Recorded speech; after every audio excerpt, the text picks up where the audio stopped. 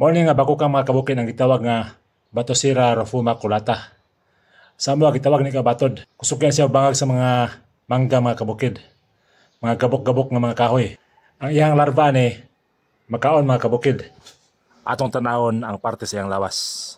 Mo ni ang likod mga kabukid. Maupod niya ang porma sa iyang tiyan mga kabukid. Taas kay sa kantina mga kabukid. Ang iyang kamot mga kabukid. Kusog kay na siya mahawid. Kay hait kay siya kuko.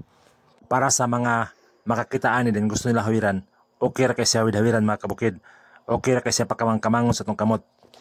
Madlok man ta mga kabukid. Kaya ang iyang mga kuko kusog kay mohawid. Kung atong birahon mga kabukid, kapot kay siya mga kabukid. Dugay siya makuha. Ang importante mga kabukid, kung ato siyang hawid-hawiran, dili siya mamaak. Dayon kanigid siya mga kabukid, makaon jud ni siya mga kabukid.